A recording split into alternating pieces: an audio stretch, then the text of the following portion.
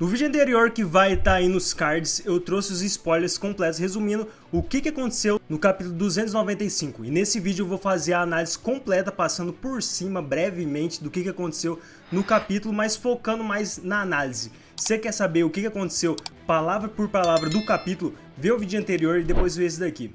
Resumindo, o Nagi se lembra de tudo que ele e o Ureu passou no Blue Lock, passando desde quando eles se conheceram, quando o Nagi se separou dele para ir jogar no time do Izag para evoluir, até os dois se reencontrarem no Manshine quando o Nagi supera o Izag e também quando o Nagi pede para o Ureu ajudar ele a descobrir um novo ego, e depois disso o jogo do Barsh e do Manshine inicia, com o Ureu fazendo toda uma matemática para conseguir os valores para os dois tá entre os 23 para ir na Copa do Mundo.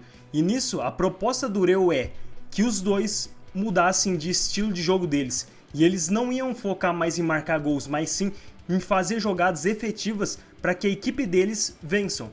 Eles estão apostando tudo nisso. E aí a gente vê o Nagi ajudando e passando a bola para a equipe, enquanto ele mesmo pensa que não é que eles não vão buscar o gol, mas eles vão buscar isso quando eles tiverem a oportunidade clara. E o Ureu, na mente dele, pensa que a estagnação é a morte dos dois. E isso é essencial porque o Ureu quer que eles desfrutem da mudança, enquanto dá um passe para o Shigiri, que usa a habilidade de 44 Panteras para marcar o gol. Agora passando para outro setor, onde tinha acabado a partida do Bastard e do PXG, o Ego aparece falando que ia revelar os valores para todas as equipes, e o Izag fica pensando que a vantagem de valor do Rim para ele era de quase 50 milhões, e que ele tinha feito de tudo para reverter essa vantagem. E para surpresa do Izag, que não ia aceitar menos que o top 1 da liga, o nome do Rim é anunciado com 240 milhões em primeiro, levando uma proposta do Royal. Nesse momento o Izag fica sem acreditar e fica pálido, só que o Rim chega perto dele e manda ele levantar a cabeça, e quando ele olha, o nome do Izag também aparece como top 1, recebendo os mesmos 240 milhões com a proposta do Bastard. E enquanto o Izag comemora o top 1, ele fala que tinha alcançado a posição de número 1, mas que não tinha sido uma vitória completa. Só que mesmo assim, tudo que ele fez, se doando totalmente no jogo, valeu a pena. E ele dá um grito do Cristiano Ronaldo, aquele sim! E o capítulo finaliza com a nota do editor dizendo: o rugido que ressoa o mundo. A euforia de ser o número 1 corre pelo seu corpo. E o próximo capítulo 296 vai se chamar Experiência de Jogo Mental.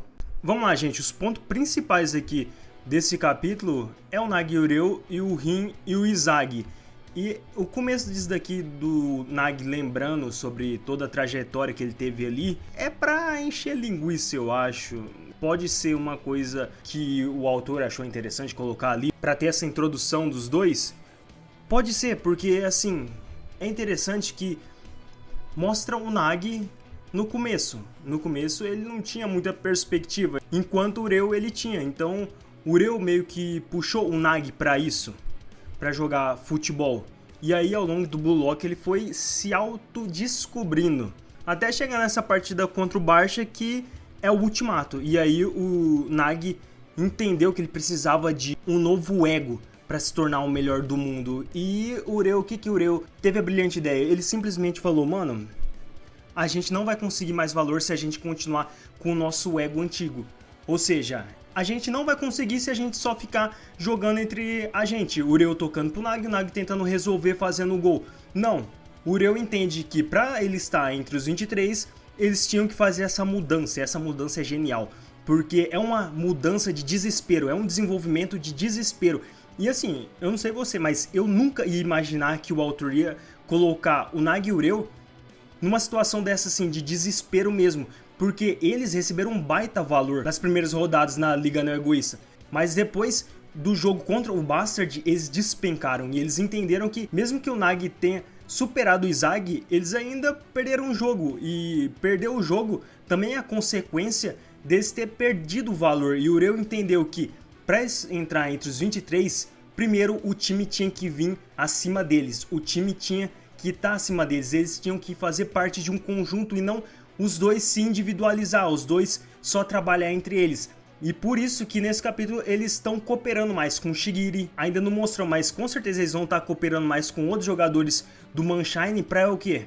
Para eles serem vistos, Porque se os outros jogadores descartar meio que o Ureu e o Nagi, que eu acho que não ia acontecer, mas eles iam estar sempre assim, tentando procurar o gol e não ajudando o sistema ao todo do Mannshine. Ou seja, não marcando, não tentando fazer alguma jogada entre outros jogadores, a não ser entre os dois. Então, eles fazendo parte do grupo, o Ureu entende que, consequentemente, eles vão receber mais valor porque eles vão estar em destaque em todas as partes do campo, eles vão estar participando mais e principalmente eles vão estar participando para que o time deles vençam. Eles colocaram o ego deles meio que de lado para eles priorizar o quê? Priorizar o sonho deles, algo maior, priorizar a Copa do Mundo, de estar lá, priorizar o Mannshine que tá jogando contra o Barça e precisa dessa vitória, porque se eles perder, possivelmente assim, eu não acho que o Ureu e o Nagi vão ficar fora de uma eventual lista dos 23 da Copa do Mundo, mas eles vão perder muito valor.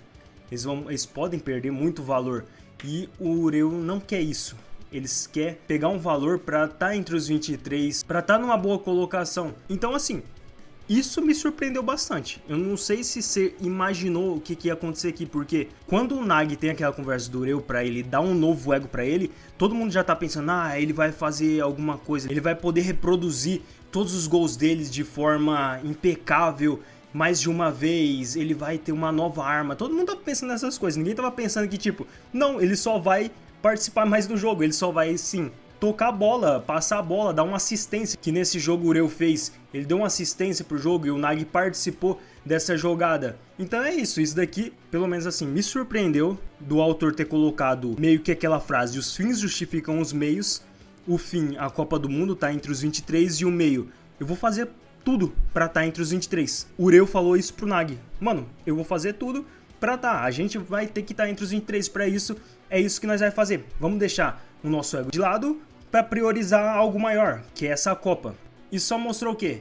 Que eles têm essa capacidade de se adaptar. E isso tem relação com o Ureu, que tem esse apelido de camaleão, que ele consegue copiar as habilidades, mas também tem esse outro ponto que é absurdo, mano. É tipo, é a mudança, é a adaptação. O camaleão, ele se adapta aos ambientes que ele tá. E o ambiente que o Ureu e o Nagi entraram é perigoso para eles ficarem fora da Copa do Mundo. E o Ureu fez o quê? Ele se adaptou, ele viu que a gente fez tudo isso até agora e a gente só tá abaixando de valor. O que a gente tem que fazer agora? Vamos fazer ao contrário. Vamos ajudar a equipe. Vamos trabalhar mais com as outras pessoas. Vamos se destacar mais ajudando a equipe para vencer a vitória em primeiro lugar. Se a gente fazer gol, ótimo. Se a gente não fazer gol, beleza, mas a gente tá participando. Os times estão olhando pra gente e vão dar um valor maior, porque a gente vai ajudar o nosso time vencer e, consequentemente, ir para a Copa do Mundo com esse valor. E a estratégia que o Ureu encontrou para chegar nessa partida contra o Barça e ser mais efetivo. Isso mostra um desenvolvimento assim interessante da parte do Ureu, que chamou o Nagi. Na parte do Nagi, assim, eu não achei um desenvolvimento muito interessante, porque ele só entendeu o que o Ureu quis dizer e tá colocando em prática. Do Nagi não teve muita coisa, foi mais um plano mental do Ureu para tudo isso daqui que foi genial. Mas agora passando pro lado do Rin e do Izagi, eu queria já perguntar. A primeira pergunta já de primeira. Você achou justo o Rin e o Izagi ficarem empatados no top 1? Comenta aí. E o mais absurdo é que o Rin recebeu a proposta do Royal. E esse daqui eu tô preparando um vídeo especial só para essa dinâmica aqui com essa proposta do Royal pro Rin. Porque o que parece é que o autor tá preparando um boss final pro Izagi. Isso daqui é interessante, o Rin indo pro Royal, onde que tá o Sai, o irmão dele. E talvez ainda levando o Kaiser. Mano, esse time assim tá ficando um absurdo. Tá ficando um absurdo. O autor tá fazendo isso pra ser uma equipe tão forte que o Izagi vai ter que derrotar eles assim, tudo de uma vez. Mas voltando, o Rin e o Izagi estão no top 1. O que significa isso? Significa que o autor tá querendo desenvolver essa rivalidade por mais tempo, até porque o Rin falou, né, nesse capítulo, que parece que eles querem ver a gente como rivais, assim, eles estão tornando a gente rivais, um negócio assim. E o Rin, ele sabe disso, ele sabe que o Izagi chegou aonde que ele tava, em primeiro. E aí tem a dualidade, o Izagi, ele se esforçou muito. Ele se esforçou pra caramba pra estar ali, ele se doou de corpo e alma nesse jogo. É meio que o Izag é o esforço, que chegou no top 1, e o Rin é o talento, que não precisou muito de esforço. É claro, ele treina, o Rin, mano, ele treina absurdo, desde cedo. Mas mesmo assim ele tem um talento e parece que aquilo de chegar no top 1 foi fácil pra ele. E a ideia dos dois estarem empatados no top 1 é basicamente isso, é pra criar essa rivalidade entre eles, que lá na frente o Rin vai ser possivelmente o boss final, onde o Izag vai ter que derrotar ele. O autor tá criando essa expectativa, colocou os dois em primeiro lugar. O Izag era pra estar em primeiro lugar assim, pela partida, era pra estar, pior que, pra mim, assim, nesse jogo, o Izag jogou melhor. Então, se fosse nesse jogo colocar um rank, o Izag era pra estar em primeiro e talvez o Rin em segundo, talvez. Mas assim, também a gente tem que analisar outro fator. O Rin começou essa partida aqui com quase 50 milhões a mais do que o Izag.